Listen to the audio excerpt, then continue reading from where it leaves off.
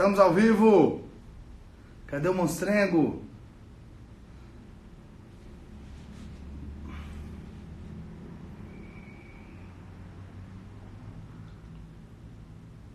Bora, Omar! Aceita aí, cara.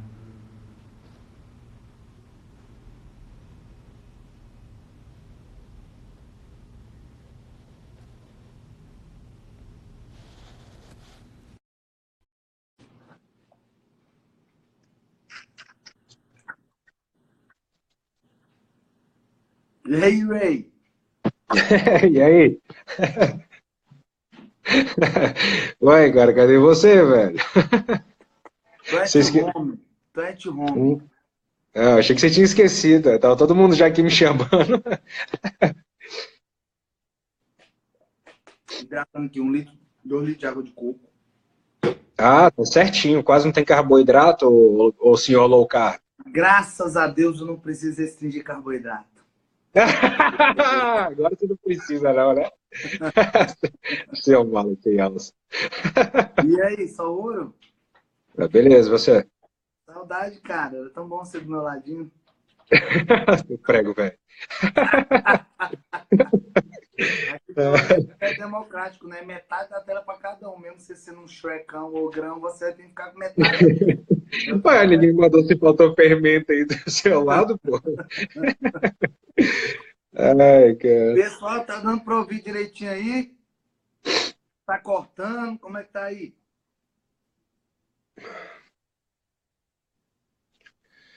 Acho que tá tranquilo. Acho que sim também. Tá só o ouro. Della Barreira Notícias. Calma aí, não deu para ver qual é o Fala nome com a de. gente Não, também. olá, olá para vocês. Cíntia, beijo, Viviane. Tá cortando, ó. O Felipe Marangon disse que tá cortando, cara, o vídeo. Isso é uma merda. Isso é Wi-Fi que o salário encurtou. E aí eu não consegui fazer um plano bom de internet aqui em casa, entendeu? Eu vou ter que aumentar a velocidade, os gigas. Tá só o ouro. Muita gente tá cortando, a gente tá dizendo que tá só o ouro. Felipe, acho que tua internet é igual a minha. Tô pegando a internet do vizinho, coisa feia, velho. Tá ótimo. Eu descobri a senha. Ele gritou um dia, eu ouvi. É... Isso. Esse energético é top, viu? Zero açúcar. Zero açúcar. Pouquíssima glucuronolactona, que é a substância tóxica para o coração, para quem tem cardiomiopatia, arritmia, com as porcarias tudo. E bom pra caramba. É uma opção, melhor que Red Bull, melhor que Mamute. Como é que é o nome lá? E outro da Fins, beleza. Eu não posso ficar falando marcas aqui, eu acho. Tá, Acha? Acha? eu acho. E aí, vamos falar de envelhecimento saudável como mito, é verdade.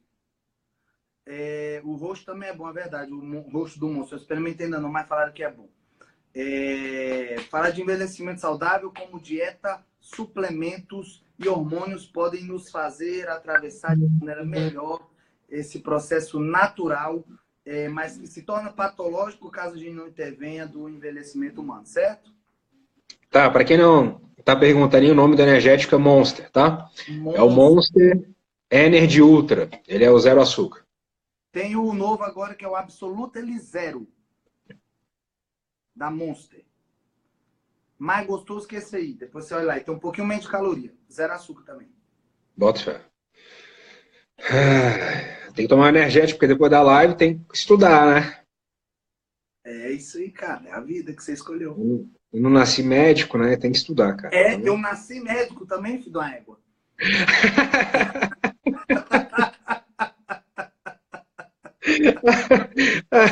Filho nasce ator, não, né? E agora nessa vida também estudando, não. Nasci médico.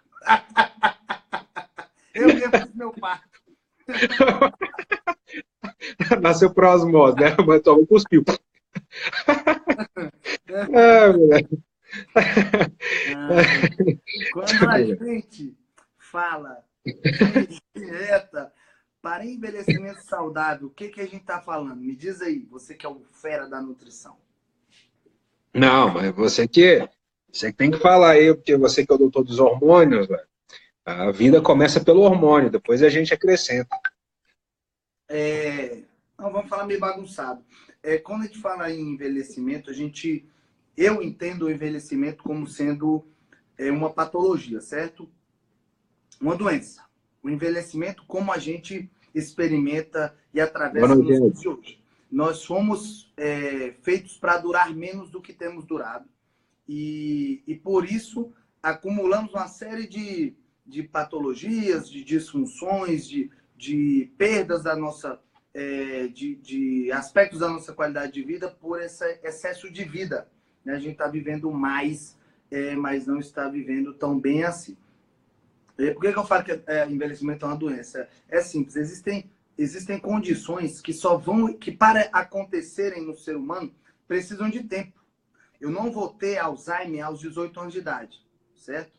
Eu não vou ter, raramente, na maioria das vezes, eu não vou ter osteoporose aos 18 anos de idade, fora alguns casos isolados e específicos. Eu não vou ter disfunção das minhas glândulas, dos meus órgãos, com 18 anos de idade. Raro algumas exceções, inclusive, salvo algumas exceções. Eu preciso de tempo para que algumas doenças aconteçam. Por isso que envelhecer, do jeito que a gente envelhece hoje, tem que ser considerado uma doença e passível de tratamento, passível de prevenção, inclusive. Né? A gente pode, ainda em indivíduos jovens, atuar de maneira preventiva para que eles permaneçam jovens e saudáveis pela maior quantidade de tempo possível. Né? A ideia é morrer jovem o mais tarde possível. Esse é o lema do anti-aging, né? Da longevidade. Então, quando a gente fala de alimentação, de hormônio, de suplemento, não tem como separar uma coisa da outra. Porque a dieta interfere na produção hormonal.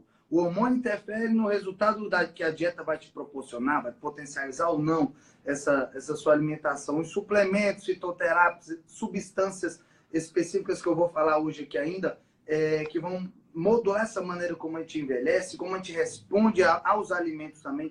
Então, tem muita coisa para a gente conversar hoje aqui e dicas simples que vocês em casa, e mesmo não sendo pacientes, nossos pacientes vão poder seguir ou questionar o seu médico, o seu nutricionista de confiança e discutir se há possibilidade ou não de fazer alguma coisa dessas coisas que a gente vai falar agora. E perguntaram aqui, Deposteron é bom tomar meio ml por semana. Tá. É excelente, se você precisar. E se tomar também o resto das coisas, tem que tomar junto, né? Mas é excelente. O médico cantando sertanejo, foi sim. Quando é que você vai me chamar para ir na sua fazenda para cantar uma moda de viola com você? Eu tenho uma regra na minha vida, eu chamo a pessoa 2 vezes para ir para a fazenda. Se as 2 vezes ele negar ou furar, eu não chamo mais. Ainda bem que você não me chamou 2 vezes, então você pode convidar na frente das outras pessoas. Que mentira, Pedro. Para de mentir. Tá bom. E essa terceira você está se convidando, que não fui eu.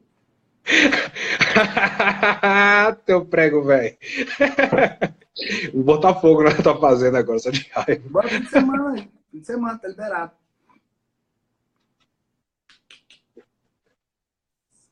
A Alma vai cair na plantação de milho igual eu, porque sabe que teve gente que pegou o caminho errado, parou dentro da plantação de milho. Fazenda? Tem localização, cara. Tem localização lá, o Waze chega lá na porta. Na porta das vacas. Flávio, vamos marcar, a gente vai marcar assim com todo mundo lá na fazenda. Eu tenho que ir lá para a sua também, que eu sei que é chique. Tá, então vamos lá. Alimentação.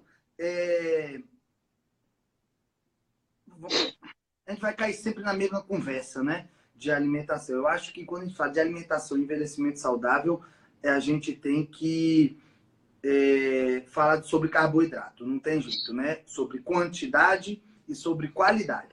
Não necessariamente cortar o carboidrato, não necessariamente restringir de maneira severa ou moderada o carboidrato, mas pelo menos a qualidade do seu carboidrato vai ter que ser modificada para você envelhecer bem.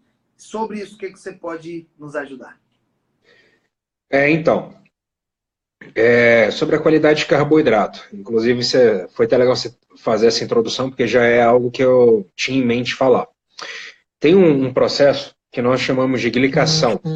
A glicação, de certa forma, é o processo de envelhecimento que é originado justamente pelo consumo de carboidrato de maneira excessiva. Para explicar para vocês de uma maneira mais simples, e literalmente uma forma muito simplista se você come carboidrato demais, mais do que você precisa, e principalmente se esse carboidrato, tudo bem, Viviane? E se você come esse carboidrato a mais do que você necessita, o corpo ele tem uma certa dificuldade de conseguir armazenar esse carboidrato, principalmente metabolizar dentro da célula. E aí, qual que é o grande problema? Quando não se metaboliza esse carboidrato dentro da célula, o açúcar, que é o que ele vira basicamente depois de digestão, seja uma batata, uma mandioca, seja um arroz branco, uma massa, uma lasanha, independente, é carboidrato. Quando o açúcar ele não consegue ser metabolizado a nível intracelular, ele vai procurar se ligar com outras substâncias para poder tentar se estabilizar, e ao ligar com essas outras substâncias, que podem ser proteínas, que podem ser estruturas da própria célula, começa a gerar o processo de glicação. Resumindo, começa a oxidar. Então não tem para onde fugir que o carboidrato hoje em excesso, sem necessidade de péssima qualidade, que são os carboidratos simples, industrializados, o açúcar, ele aumenta o processo de envelhecimento por oxidar as nossas estruturas dentro do nosso corpo. Esse processo se denomina glicação. E muitas das vezes... Picou-glicou. Fez pico de carboidrato no sangue, vai haver glicação. Então, assim, se o carboidrato tem índice glicêmico alto, carga glicêmica alta, vai haver um pico sanguíneo, ele não consegue absorver, metabolizar, utilizar, botar tudo isso para dentro da célula imediatamente, vai sobrar carboidrato para glicar, proteínas e outras estruturas. Para vocês terem uma ideia, existe um exame de sangue chamado hemoglobina glicada, que mede a média dos últimos 3 meses da glicemia do meu paciente, que se utiliza desse processo natural da glicação, no caso a glicação da hemoglobina, né, que é a estrutura que transporta oxigênio ali das nossas células vermelhas, para definir a média de nível de glicose que essa pessoa está tendo nos últimos 3 meses. É exatamente esse processo que o Omar está falando.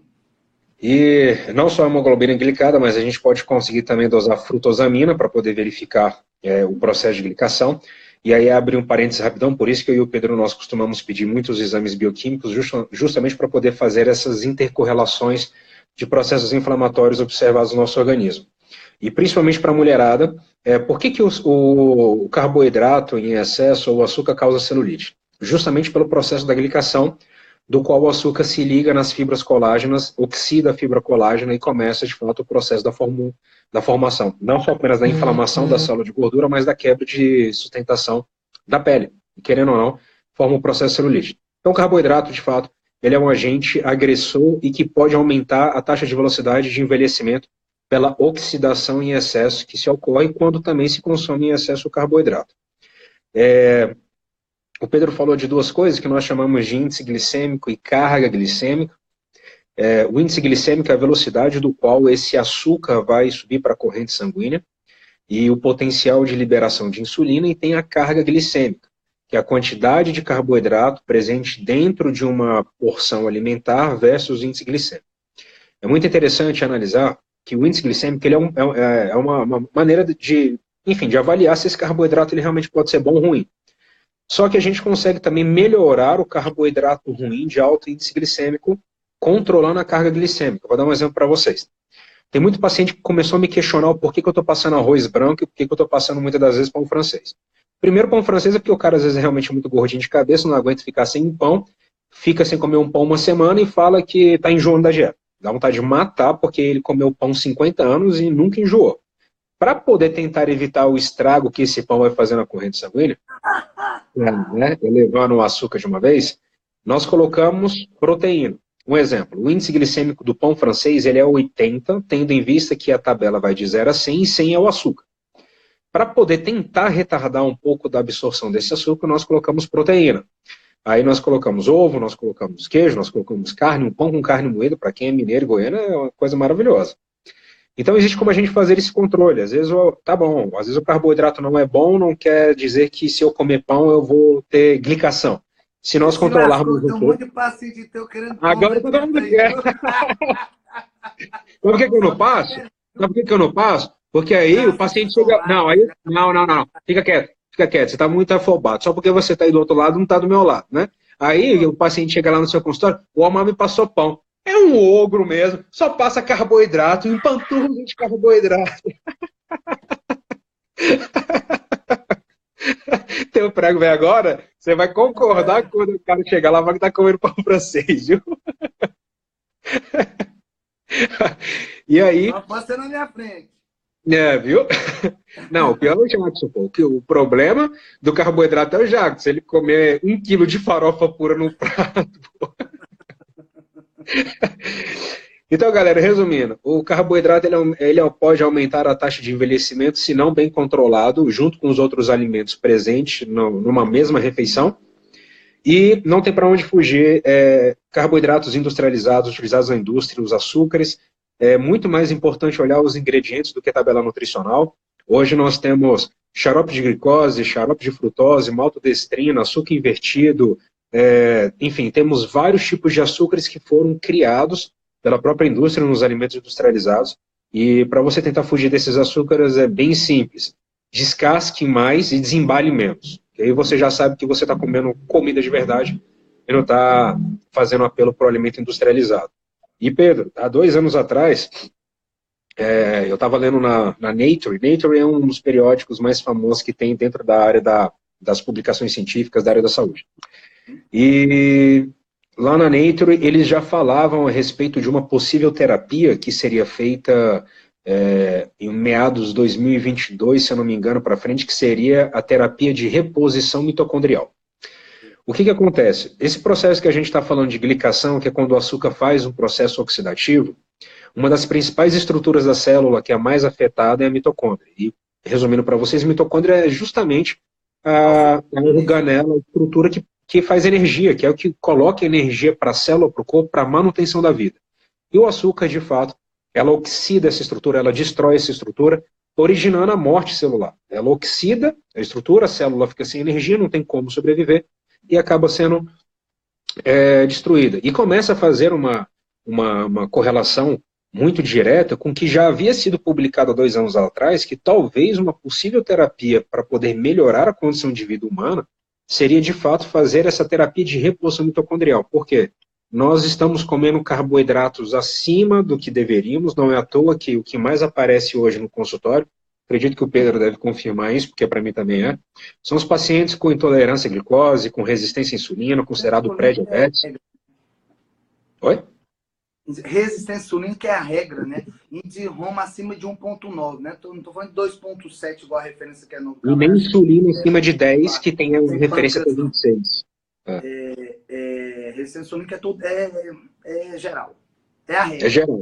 É quase a regra. Então, para vocês terem a ideia do quão sério é esse processo chamado de glicação, de oxidação, o Pedro, enfim, deve atender, sei lá, não sei quantos pacientes por mês, eu atendo 100, 150 pacientes, e quase 80% a 90% dos pacientes apresentam algum tipo de alteração do metabolismo da glicose. Ou seja, o metabolismo se encontra 24 horas sobre o aspecto oxidativo.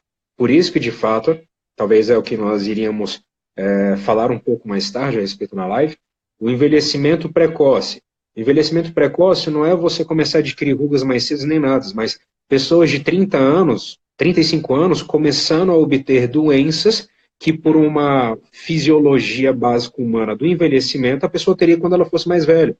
Hipertensão, diabetes, osteoporose, mulher com 30 anos de idade tendo osteoporose.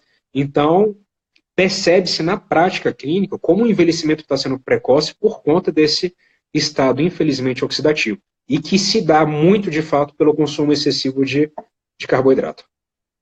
Show. Mita, o Mauro tá bem pra caramba. Ele pode comer arroz branco com ovo depois da academia. Ainda mais porque tem esse depois da academia, né? Depois da academia. O ovo tá top o pós-treino dele. Tá excelente. Tem 3 anos que não como pão nenhum. Auxiliadora, parabéns, tá? Porque não é só carboidrato. Tem trigo, glúten, que é outra história. Mas que aí não tem a ver só com o fato da quantidade de carboidrato. Tem glicêmico, que é um assunto para posteriores. Pedro, vamos dar continuidade na live e a gente responde o pessoal que tem muita pergunta. É bom que a gente consegue emendar legal no final da live. Tem muita pergunta legal. Sim, senhor. Só aproveitando para falar, teve um paciente que questionou você a respeito de se está tendo glicação nos exames ou não. lá no laboratório MedScience, inclusive conversando com os proprietários, essa semana, trazendo um marcador de dano mitocondrial, chamado de 8-OHDG. Ele é um dos exames padrão ouro para poder verificar, inclusive, o termo correto não seria oxidação mitocondrial, mas seria de fato lesão mitocondrial. Para ver se. Oi? Disfunção mitocondrial. Perfeito. Disfunção mitocondrial. Justamente por algum processo de oxidação excessiva que esteja originando dano na mitocôndria. E vale a pena lembrar, galera, que essa estrutura, a mitocôndria, ela está presente em todas as células do corpo: coração, fígado, pâncreas, baço, intestino, pele, tudo. Nós temos mitocôndria de cima a baixo. Então, todas as mitocôndrias, elas sofrendo ação de oxidação, produz esse marcador oxidativo. Inclusive, nós vamos começar a analisar ele para justamente entender como é que está o estresse oxidativo do paciente. Toda mitocôndria que você tem veio da sua mamãe. A herança é exclusivamente materna. Todas as mitocôndrias é a mamãe que passa. Então, tem que cuidar. Vou levantar agora e descer um tapa nela, então. Vou levantar agora e vou descer um tapa nela, então. Essas mitocôndrias, uma ajuda que eu arrumei, viu, velho? Ai, cara. E além do carboidrato, Pedro, da parte hormonal?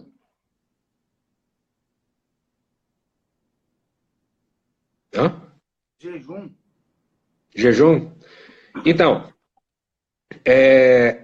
o principal efeito, inclusive, da metodologia do jejum, para quem não sabe, o jejum ele não foi criado para emagrecimento. O jejum ele foi criado, ou ele se entende na literatura, por ser um processo do qual o corpo precisa para poder gerar as suas adaptações, seguir o curso natural da vida. Por exemplo, a mitocôndria precisa do jejum para ela se manter funcionante, para ela aumentar de tamanho. Se a mitocôndria aumenta de tamanho, sua capacidade de produção de energia ela é aumentada, o tempo de sobrevida da célula é maior e você pode ter uma capacidade maior de oxidar gordura. E só acontece no jejum. Na maior parte dos estudos científicos, existe o que eles chamam de time restricted feed, que é um tempo que você passa restrito de comida. E isso normalmente se dá a partir do momento que se esgota a luz, por volta das 18, 19 horas, e você, teoricamente, só voltaria a comer quando houvesse a luz, entre 6 e 7 horas da manhã. Esse é o curso natural do ser humano. O ser humano ele não foi feito para poder comer no período noturno. Até porque toda essa adaptação de trabalho que a mitocôndria tem que ter para poder se manter funcionante, cada vez maior, cada vez possibilitando maior produção de energia, acontece no período noturno, depois das 19 horas. E a partir do momento quando você come, essas adaptações à mitocôndria, elas não acontecem, permitindo com que a mitocôndria cada vez mais fique menor, cada vez mais oxide menos energia e gordura, e o seu metabolismo cada vez mais sofre alteração. Então, por isso que no período noturno se faz necessário ficar em jejum para que ocorram essas adaptações e, principalmente, comer o carboidrato à noite, liberou insulina, todo esse processo ele é basicamente interrompido. Então, o seu processo de manutenção de vida, você começa a regredir ele por estar comendo à noite. Por isso que o jejum intermitente se torna, basicamente, no meu ponto de vista, e no ponto de vista científico, a melhor metodologia e estilo de vida para quem quer prolongar a vida. Não tem para onde fugir, é isso que tem que acontecer. Perfeito. Então, já falando disso daí, pegando o gancho do jejum, um dos processos naturais do nosso organismo de reparo e é um promotor de longevidade que vai definir quantos anos e a qualidade desses anos de vida você vai ter, é o processo chamado de autofagia. O que é isso? Quando o corpo se alimenta de estruturas dele mesmo para pegar a matéria-prima que construiu, que forma essa estrutura e produzir uma estrutura nova que funciona melhor. Exemplo, uma célula do sistema imunológico que não está funcionando. O corpo vai lá, digere essa célula, mata essa célula, digere, usa tudo que ela utilizou para ser feita para fazer uma célula nova do sistema imunológico que funciona. Ela pega uma célula cancerígena, que a gente produz aí de 100 a 10 mil todo dia, do dia que nasce até o dia que morre, mata, digere e faz uma célula nova. pega uma proteína que não está funcionando, digere, pega todos aqueles aminoácidos que vieram da digestão dessa proteína e forma uma proteína nova, que ele quiser. Esse é sendo curto e grosso, o processo de autofagia do nosso organismo. E o jejum comprovadamente estimula naturalmente o processo da autofagia. O Prêmio Nobel de Medicina e Fisiologia de 2016, do Japa, lá que eu esqueci o nome, foi sobre autofagia, mostrando que períodos maiores sem se alimentar, ele não usou o nome de jejum intermitente, protocolos, nada, mas períodos maiores sem alimentação estimulam, que nada mais que um jejum, estimulam o processo natural da autofagia, prevenindo doenças neurodegenerativas ou doenças degenerativas de uma maneira geral, como diabetes, Parkinson, Alzheimer, câncer, e entre outras. Então, é uma estratégia, como a Mar falou, eminentemente de saúde, de envelhecimento saudável, que foi criada para isso. O jejum é utilizado, né, desde que o ser humano se entende por gente. Na Bíblia tem inúmeras citações: a gente faz jejum para a alma, a gente faz jejum para o corpo. Hipócrates, o pai da medicina, usava o jejum para auxiliar o tratamento de doenças que ele nem sabia a causa, né? A pessoa estava com febre, estava com algum tipo de sintoma, e lá ele mandava a pessoa parar de comer com uma das ferramentas de tratamento médico. E jejum realmente é uma estratégia de defesa do corpo. Para vocês entenderem melhor isso, olha só como é que é inteligente o negócio. Quando a gente está doente, estou gripado, com febre, estou com infecção intestinal, estou com dengue, a fome aumenta ou ela diminui? Diminui, lógico. Você não quer comer nada. A avó que fica empurrando mingau lá, cremogema, que ela acha que se não comer não vai sarar. A avó, a mãe, a tia. Come, senão não sara, né? O cachorrinho, quando ele está doente, ele nem trisca na ração. Você pode deixar a melhor ração que existe lá do mundo, a mais cheirosa, a carne, filé mignon, para ele. Ele não vai chegar na comida, ele não vai comer.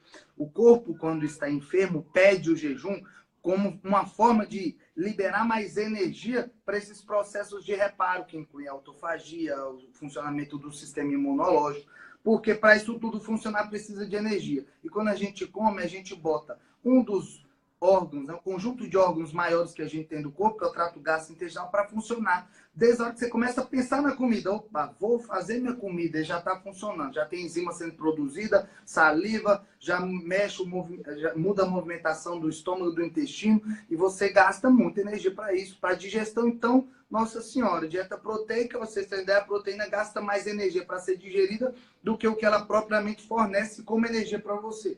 Então, é uma estratégia inteligente de sobrevivência mesmo, o jejum. Então, se fosse para falar a estratégia alimentar mais importante para envelhecer de forma saudável, o jejum intermitente.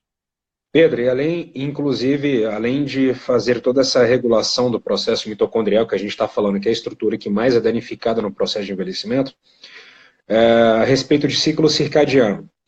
Basicamente, todo artigo científico que está sendo publicado agora, quando fala em relação à alimentação juntamente do ciclo circadiano, sempre está sendo citado o time restricted feeding, que é o tempo de você ficar sem comer. Então, o que isso significa? O ato de você ficar sem comer, principalmente no período noturno, como eu falei, comer às 19 horas, para de comer, só come 7 horas da manhã. Esse protocolo que eu estou falando, ele não é o protocolo que é estudado para poder verificar perda de peso. Porque normalmente o jejum intermitente, propriamente dito, se estende de 14 a 18, chegando até 24 horas ou até mais horas em jejum. O tempo de restrição em comida, que é esse que publica nos artigos, mostra normalmente um jejum de 12 horas. Então, por uma obrigatoriedade, em termos de manutenção de saúde, você deveria ficar 12 horas de jejum do final do dia para o começo do dia seguinte. Mostra a regularização do nosso eixo hormonal, o vulgo relógio biológico como um todo. Então, o jejum, não só por essas adaptações fisiológicas de ajudar na questão mitocondrial, o jejum também ele faz parte para poder fazer toda essa regularização hormonal no organismo. Fabi, jejum intermitente para quem tem endometriose, e eu vou abranger para você não só endometriose, mas qualquer outro tipo de alteração do aparelho uterino e alterações bioquímicas no corpo, o jejum é uma estratégia que ele pode ajudar a melhorar o quadro inflamatório de qualquer patologia. Agora, é claro, é muito importante entender que ao fazer o jejum intermitente, no momento, na janela que eu vou ter para se alimentar, essa alimentação tem que ser feita de forma adequada. Não adianta ficar em jejum e quando aparecer a janela para poder comer, comer como se não houvesse amanhã, faz 2, 3 refeições extremamente ricas em porcarias e volta a fazer o jejum. Na verdade, você está agravando a condição metabólica e, na verdade, a ideia de fazer o jejum para essas adaptações que nós estamos falando aqui, o tiro vai sair pela culatra, vai fazer é piorar a sua situação. Então, não é só chegar a fazer jejum. A janela de alimentação tem que estar bem realmente coordenada para não dar errado esse protocolo. Mas eu recomendo para essa alteração da endometriose, sim. Jejum intermitente com alimentação adequada vai fazer você perder gordura, não necessariamente peso. Reduzindo gordura, você diminui a produção de estrogênio, hormônio feminino, que é quem alimenta a endometriose, e por si só ele já ajuda no seu quadro inflamatório e no seu quadro de endometriose. Isso vai ajudar de qualquer maneira, só a perda de peso, né? Com jejum ou não. E o jejum tem essas vantagens extras que a gente fala, se associar ao low carb, né? Que também diminui bastante o nosso perfil inflamatório por abaixar a insulina basal, você vai se dar muito bem. Perguntar se abdominoplastia, vai fazer abdominoplastia, você pode manter o jejum. O jejum é para qualquer situação. Você pode fazer, não tem problema. Contanto que coma direito antes e depois do seu jejum, tem que ter orientação de alguém que entenda de comida. E aí, tio, fala sobre cortisol nível baixo. Tio, lascou mesmo. Eu acho que é tu, hein? Tá com cara de tiozão. Depois a gente conversa. Eu já até conversei sobre o caso do Thiago com você em relação ao cortisol dele, mas é por isso que ele está perguntando. Mas a gente vai falar sobre. A gente fala sobre cortisol aqui também. O que mais, Pedro? Falamos de jejum, falamos de estratégia low carb, carboidrato, glicação. Jejum, acho que a de alimentação é top. É isso que aquilo que você falou de descascar mais e como é que é? Desembalar menos. Desembalar menos é o princípio básico da dieta paleo, né? Que a gente gosta, segue. É comida de verdade, né? Dieta da comida de verdade. É você realmente se alimentar de alimentos prontos, vindos da natureza, da maneira como o Papai do Céu criou, ou mais ou menos, né? Que o homem meteu a mão, lascou com tudo, mas mais ou menos como o Papai do Céu criou. Comer comida mesmo, né? Usar menos, abrir menos lata, menos pacote, menos ziploc, esse tipo de coisa. Comer comida. Então, quando a gente fala de dieta paleolítica, não é comer igual o homem das cavernas, não uma coxa de bom tu ter falado isso, É você se alimentar de comida de verdade, que não tinha na época, que não tinha industrialização, que não tinha revolução agrícola, que não tinha porcaria nenhuma. O alimento que estava lá na natureza, ser alimentado assim, lógico que transportando para a nossa realidade, com alimentos modernos, e é uma ideia que funciona bem. Quando você associa dieta paleo, low carb, independente do grau de restrição e jejum, para mim matou. Melhor, é melhor. Se quando não brinca um pouco com a coisa cetogênica, mas é muito interessante falar a respeito da questão da dieta paleo, porque tem muitas pessoas que acham que dieta paleo é comer proteína, gordura, e a dar com pau, embutido, e não tem nada a ver. Dieta paleo, o conceito é remoção de tudo que é industrializado e você comer o alimento de forma íntegra. Vegetais, frutas, sementes, carne, vegetais, o ovo, sai leite, sai derivados e sai qualquer tipo de farináceo. Esse é o conceito da dieta paleolítica, que inclusive é o conceito também da dieta do Mediterrâneo, que é elaborada e considerada hoje a dieta mais saudável do mundo. Perfeito. Show de bola. E os hormônios? Hormônios? Sim. Modulação hormonal. Como é que é? Modulação hormonal. Modulação hormonal. Esse termo é proibido no Brasil. Repita pelo nome. Reposição hormonal. Utilização medicinal de hormônios. Que lindo. Vulgo modulação mesmo, hormonal, tomar hormônio do jeito certo. Tá. A gente costuma dizer, brincar não, porque isso é sério, mas costuma falar que nossos hormônios não caem porque nós envelhecemos. Nós envelhecemos porque os nossos hormônios caíram, certo?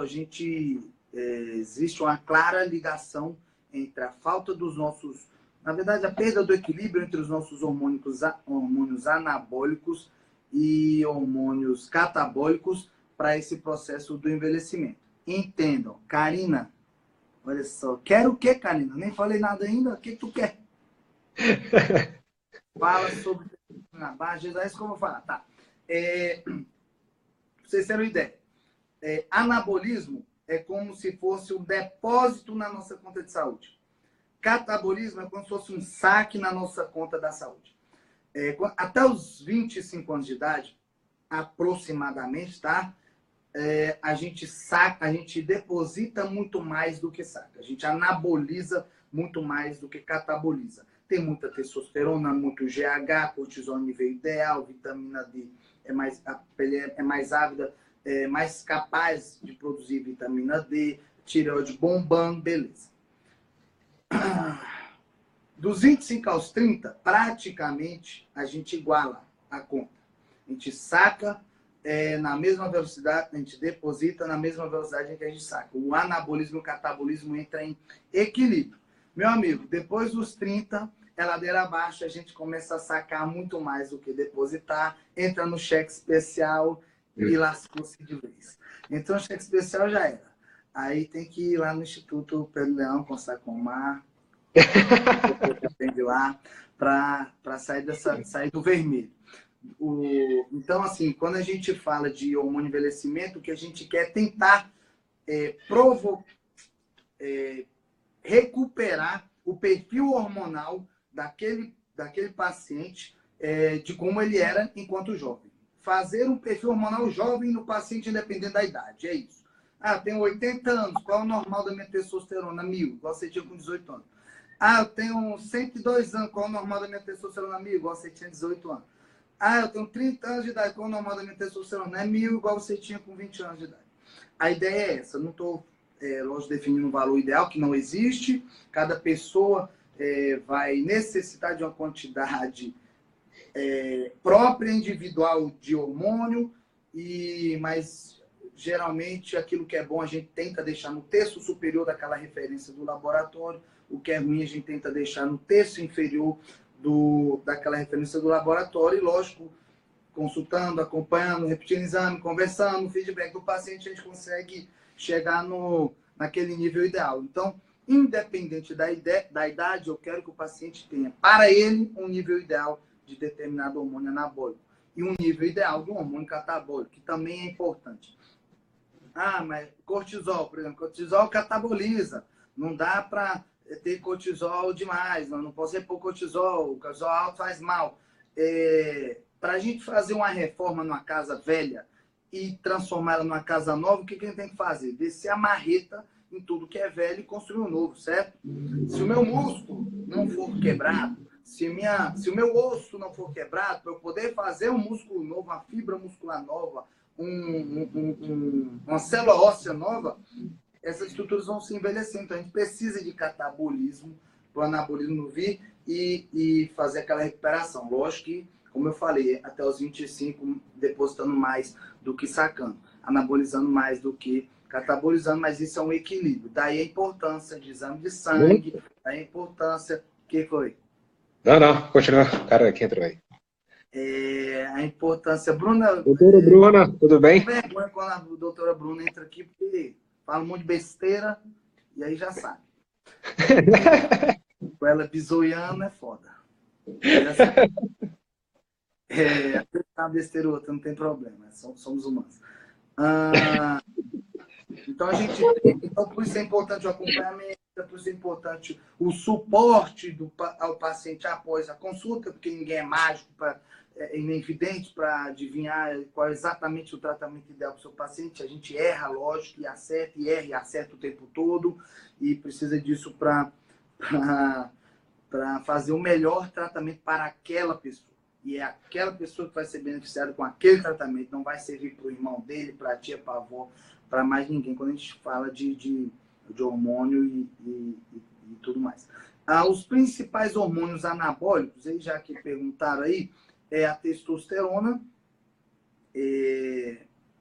tanto para homens quanto para mulheres. Deixa eu ver nosso tempo aqui, que se eu começar a falar de hormônio, vai dar tempo de falar o que eu quero aqui. vai acabar o tempo. Tanto para homens quanto para mulheres, dizer que testosterona é hormônio masculino é um machismo, porque a mulher tem testosterona também, tanto quanto homem, assim como o homem, em quantidades reduzidas. E o hormônio feminino, o estrogênio, o hormônio predominantemente feminino, ele vem da testosterona, né? Todo estrogênio um dia foi testosterona, por ação do enzima chamada aromatase, a testosterona se transforma em estradiol. Então a mulher precisa de estrogênio, sim, o homem também. Para que serve a testosterona? O que no envelhecimento a testosterona vai me ajudar? Eu envelheço perdendo músculo. A testosterona bloqueia a sarcopenia, reverte a sarcopenia. Eu posso fazer um cara de 70 anos de idade ganhar massa muscular com testosterona, dieta adequada, treino adequado. Musculação de preferência. Eu posso... quando eu envelheço, eu perco massa óssea. E a testosterona faz eu ganhar massa óssea. Então, eu previno, eu controlo, eu estabilizo e eu reverto a osteoporose com testosterona. E tem mais casos em consultório desse tipo de reversão do que os dedos das minhas mãos podem contar. Quando eu envelheço, o meu sistema imunológico entra num processo chamado de imunossenescência. Envelhecimento do sistema imunológico. E a testosterona bloqueia ou atrasa, desacelera ela e outras substâncias, lógico, o processo de imunossenescência. O cara que adoece mais, né? O velhinho tem que tomar aquela vacina da gripe para não gripar e morrer da gripe. A testosterona consegue melhorar a qualidade de vida desse senhor. Que menos 10 quilos aí? No total, já, se brincar, ele bateu menos 10 quilos agora. Eu acho que ele está totalizando quase 30 quilos a menos. Top. Parabéns, viu, Thiago? O Thiagão tá mandando bem demais. Não é mole, não. E é para sempre, hein? Pelo amor de Deus. Forever. Quando eu envelheço, o meu apetite sexual, o meu desejo sexual, o instinto do caçador diminui. Da caça, no caso da mulher também. Diminui. Estou falando isso para homens e para mulheres. A testosterona também desacelera, também reverte esses casos de redução ou ausência de libido, né? É uma queixa muito comum nos consultórios. Isso aí você deve ouvir todo dia também. Todo dia. Mas muita gente com disfunção sexual, ou não tem vontade, ou não tem desejo, ou não sente prazer na atividade sexual, ou machuca, ou era melhor, a lubrificação vaginal não tá a mesma coisa, atinge o orgasmo, aí demora, o cometa Halley tem que passar de novo para atingir de novo, ou era...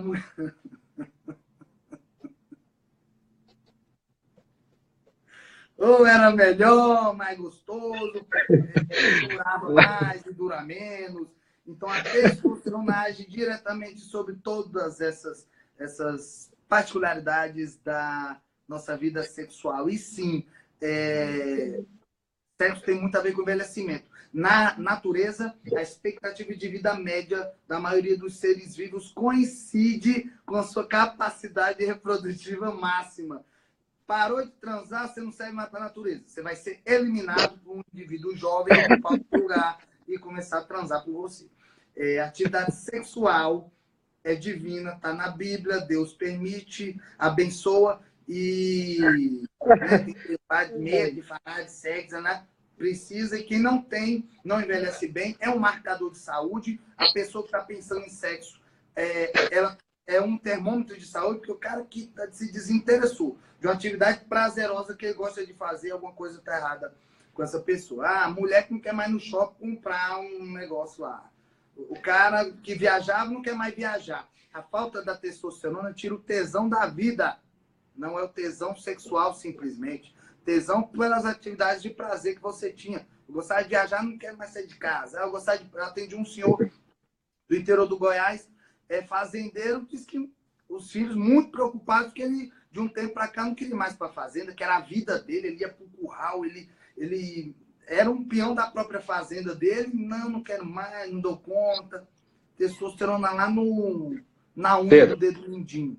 Você repõe testosterona no cara, volta a ser o Tião Engino, Beto Carreiro.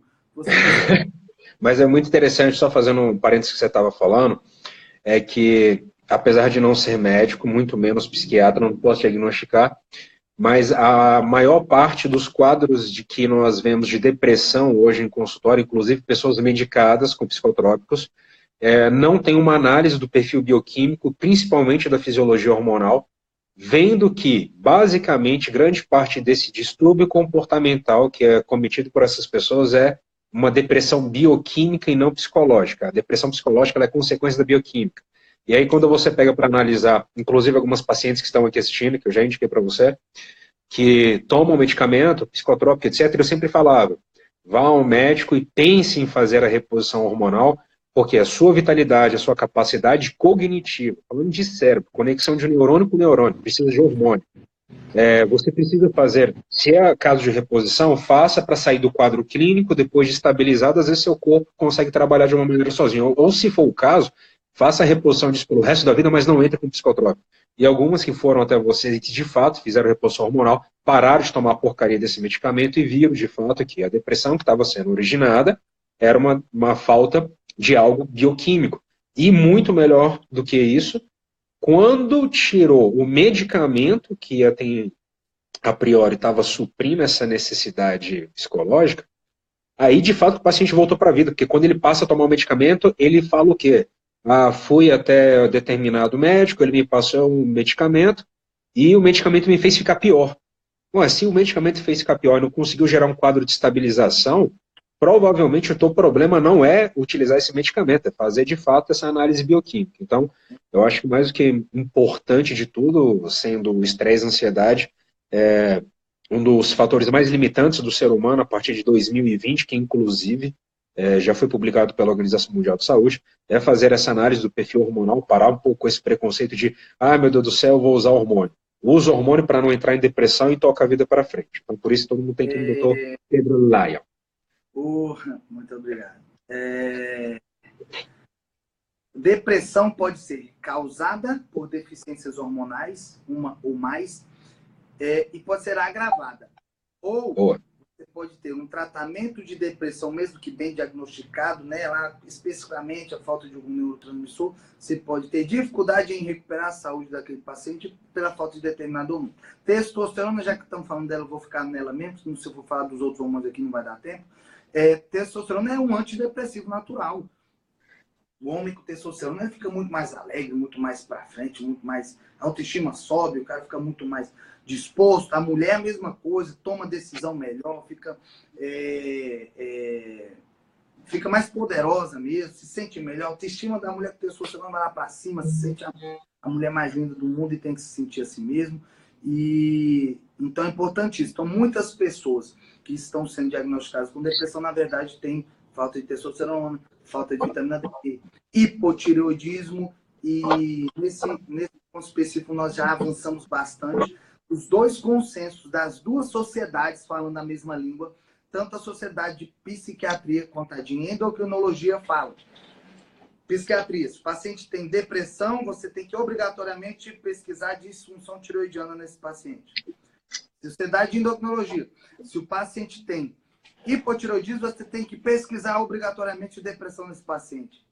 E cruzar as duas coisas, tá? Totalmente relacionado. Um dos sintomas clássicos do hipotireoidismo é depressão. Uma das causas clássicas de depressão é hipotireoidismo. Tem como a gente não avaliar pelo menos a tireoide de um paciente que tem uma queixa de humor? Não precisa estar morrendo querendo se pular do prédio, não. Tristeza fora do comum. Desânimo, não querer fazer uma coisa que te dava prazer e agora não dá mais. A gente tem que começar antes, né? Antes da pessoa. Depois que pulou lá, você não vai dar diagnóstico de nada, né? Porque tá lá espatifado no chão. E vamos tentar ser um pouco mais preventivo e parar com esse preconceito mesmo. Tá com medo de mexer com o hormônio, manda pra gente que a gente resolve. Bem, além das metodologias de plano alimentar que nós falamos, do efeito do carboidrato, que é a famosa glicação, você falou dos hormônios, que são a fonte de manutenção da vitalidade do ser humano, hormônios tireoidianos e testosterona de fato. O cortisol entra, acho que a gente poderia abordar depois. Da parte de alimentação. Tá acabando a live, rapidão para a gente responder as perguntas. Uma dica que eu dou para todos vocês é em relação a primeira coisa, a alimentação ela é soberana a qualquer tipo de suplemento, a qualquer tipo de manipulado, a qualquer tipo de qualquer coisa. Então, aprenda a comer primeiro.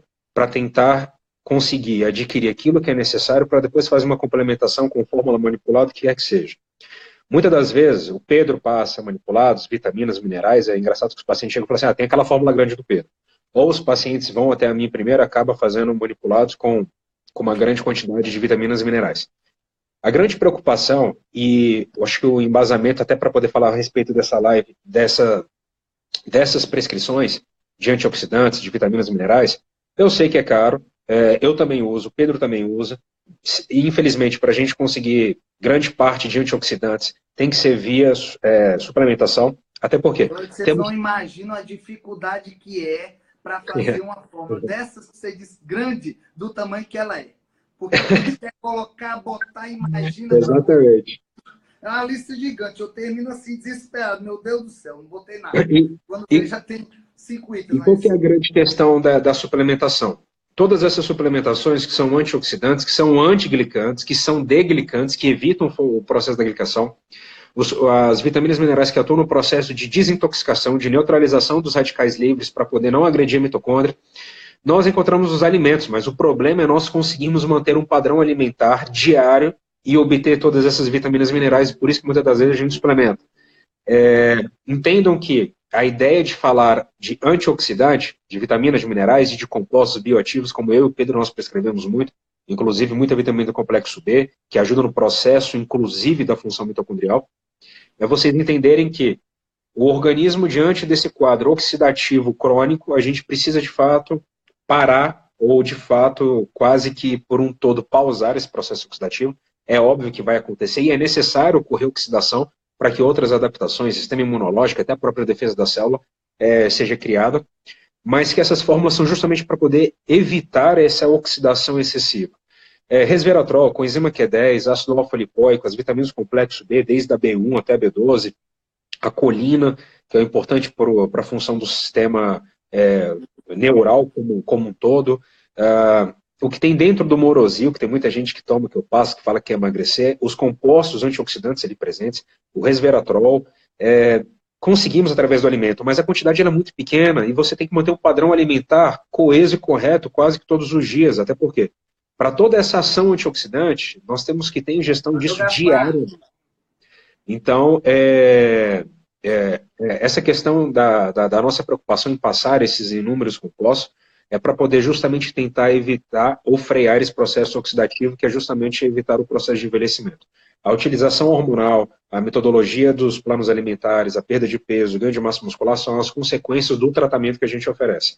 Então, eu sempre gosto de falar, não é a primeira live que eu falo em relação aos manipulados, porque as pessoas assustam muito, acham que é um oba-oba. Tem gente que, infelizmente, prescreve sem saber o que está prescrevendo, mas o caso é, todas essas lives que nós, inclusive, fazemos, explicando todas essas adaptações, processo de envelhecimento, desequilíbrio hormonal, é o que a gente tenta estabilizar fazendo essas fórmulas com vitaminas e minerais. Eu dou um exemplo claro para vocês.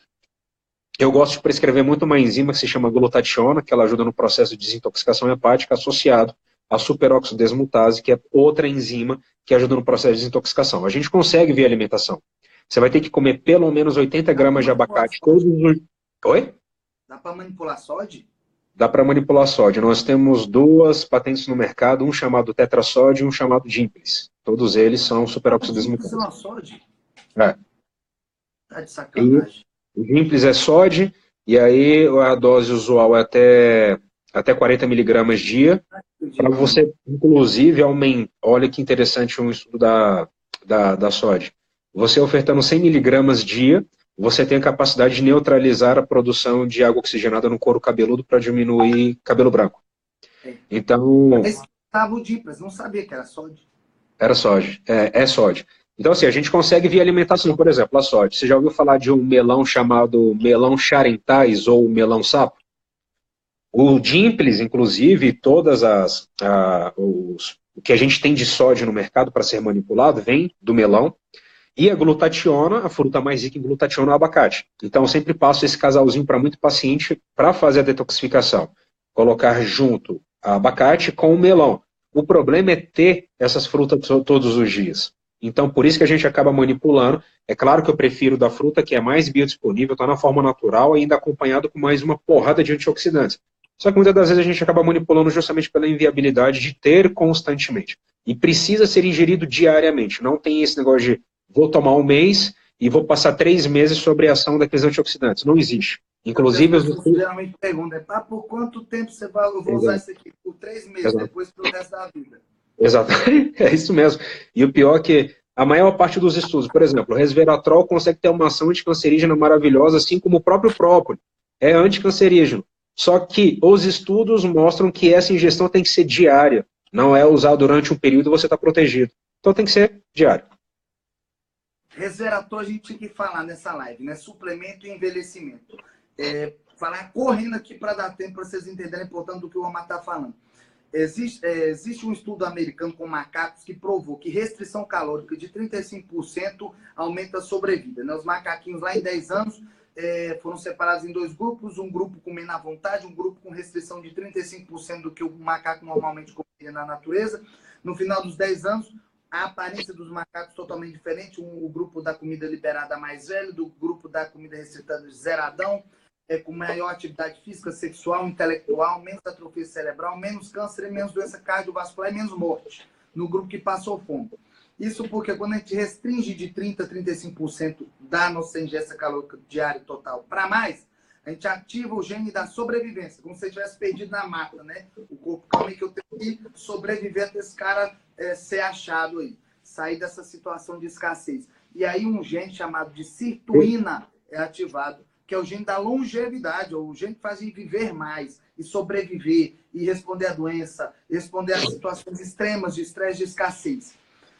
Beleza, tira 35% das calorias que tu come aí pelo resto da sua vida e me diz quanto tempo você vai aguentar. Aí é que tá a suplementação adequada de resveratrol.